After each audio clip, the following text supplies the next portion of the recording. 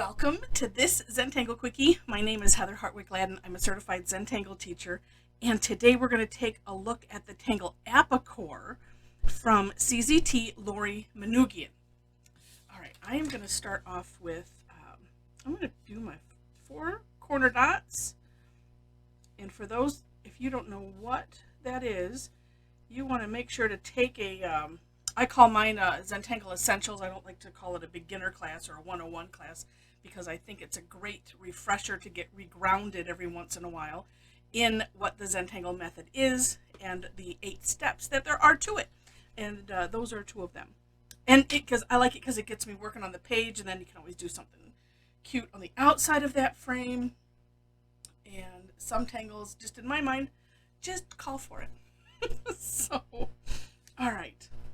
And decide which side do I want to make the bottom. All right, so this is a really neat tangle.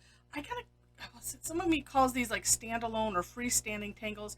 This one you can combine in a number of ways to make a, well, it'd be like a monotangle, like a lot of them, but it looks really neat. I encourage you to take a look at the description section, find the link, the Tangle Patterns link, which is under for more inspiration, and be amazed. So this is a series of what I've been calling fancy fescue. That's what I've been calling this stroke. We see this in opus. If you've done the Tangle opus, it's kind of that first step. And here it is. So I'm going to start just kind of in the middle. Well, I'm not going to go right quite in the middle. I'm going to go a little bit to the right of middle here. Oops, and let's see. I want to do it so you can see. All right. And we're starting. It's kind of a curved line that then just falls back on itself at some point, like that. And, one of those, up to you if you want to fill it in. We're going to just leave it open for now. So one going this way, and then starting from that same point, we're going to have one kind of mirror it. And then this, you can just have them touch and come back. Even just that is just adorable. All right. Then, and we're for the most part, we're coming from this one point here. So we're going to draw another one on the left side, and just as you watch, we're going to come out a little bit and we're going to aim it for this top right here, like that. Okay, and then coming on the other side, same thing. It's nice. We're doing this kind of mirroring, like that. Now, like this one is all of a sudden smaller. I'm like, well, I'm going to have to color all of those in so I can make that one a little bit larger. That is a nice option. Okay, and it's a course correction is what I call it. All right, then one last one, same idea. And this one you can kind of have it more, whoa, well, that's all right. Coming up, pointing on top. Now, as you might guess from the name, Apacore, it was inspired by the core of an apple and the seeds inside. So thinking of that, I didn't mention it ahead of time, but so these ones can be kind of aimed up. It doesn't matter how they lay. It really, because this is Zentangle, we're not, it's non-representational. It might be inspired by something, and we can kind of try to replicate that, but don't get too hung up on it. Then the rest of her last step in the step out is kind of aura-ing, but with a big curve line. I'm picturing this as like slices of apple, and she has just a couple of them, like so, just coming out from a place, and then coming into the line before it, but still it's kind of like making this it's not solid, but merging all in kind of to that one line on the bottom, and that's it. It's really super cool. So, as I mentioned, if you want to, you could fill these in. I'm going to do that right now because that will make me happy on that one. And then we'll do some shading. And as I mentioned, in her samples and in the artwork that she has listed, she has them kind of put together. So you could put this, start like in the middle, and then do another one coming off of a different angle. So you could just take a look at that and then, kind of figure out, here's how she did that, and just have fun with it. Or you can just do a single one like this. And apparently Wow, look at that. Running out of ink. That's amazing. All right, hold on. I always have like 12 pens hanging around here. Oh yeah, that's better. Okay. And like I said, when we're doing the fill-in, that is a great opportunity to adjust like this, because if you just need to make it a little bit longer or bigger, then you can redefine those lines. Doesn't work the other way. Can't make it smaller. So you'd have to just go with, whatever's bigger. But that's why I love that as a course correction. And look at how neat that looks. All right. So for some shading, in Lori's step out, she had put her last step, which I didn't put on mine. I just did the shading on mine. I think it was denoting the shading because I didn't see any lines in hers, but she had just some red lines, like just little marks where you would put shading.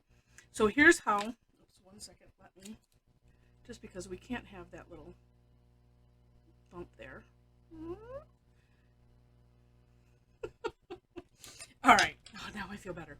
All right, so like starting up here, like just on the inside in the top, and you could do that for all of the tops of these curved lines, just a little graphite, and then mimicking it here. This just maybe on the inside, like so, maybe a little bit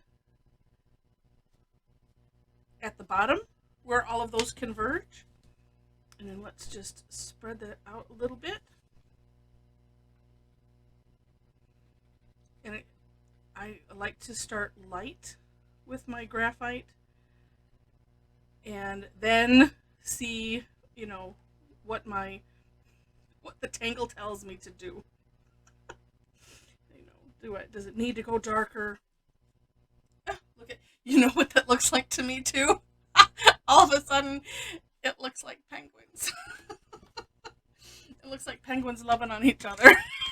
Sorry.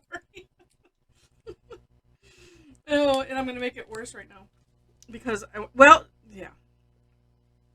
Oh, I can do a little streak. That won't make it worse. I was going to make a little dot to add a little shine with the white gel pen, and I'm like, oh, then they would look like eyeballs. Well, they still kind of do. Sorry, I cracked myself up. Well, so there we go. And that's what's actually there was a post about something like that on my Tangle Addicts Facebook community, and sometimes things strike us, and then you just kind of go with it. But now I'm never going to see this as an Apacore again. And I didn't get the bottom there, and I apologize for putting that into your head too. I just couldn't resist. Somebody else would have saw it, I know. But what a cute tangle. If you just do it like that, that is what it looks like, and then they're all tucked behind like in rows. Oh my goodness. All right, this was fun. Thanks for. I hope you were laughing along with me. If not, if you were laughing at me, that's okay too. I'm all right with that. But it's a very neat tangle. I can see this paired with a lot of other things. And I know in one of the samples she takes, which I like to do as well, these fancy fescues, and that's kind of why we were calling them that. And so you could just have, maybe this will help the thing. You can just have them kind of. Oh, there's that trash with you. Okay.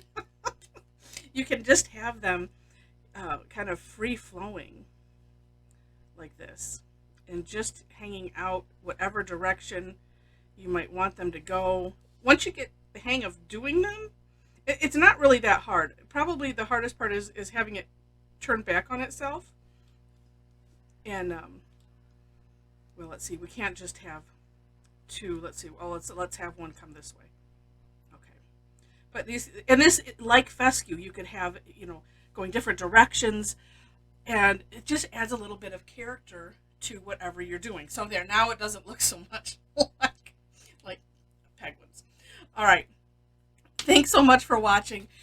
Do take a look at the description section for, again, the step outs, as well as ways to connect with me. If you have been watching these, or if you just had fun today, if this was your first video of mine that you watched and you had fun, and you would like to join me online sometime, I do live online classes every week on Thursdays. Thursdays, I'm in Michigan. Thursdays my time. Um, we have a really nice group of people that come on, and we have a ball, and other classes as well. So you can check out my website for that information, and like I said, connect with me on the Facebook group. I have a page and a group and all of that. So would love to tangle with you live. That's just so much fun.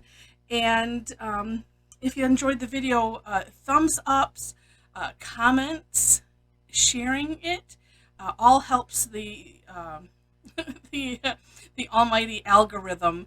So that way, then it tells YouTube, hey, we like this, and YouTube, you should share this with other people that are searching for similar things. And then also, if you like it enough to see more, would love to have you as a subscriber to the channel. So with that, thanks in advance for that. If you decide to do that, that would be lovely. And otherwise, thanks for watching again, and I wish you happy tangling.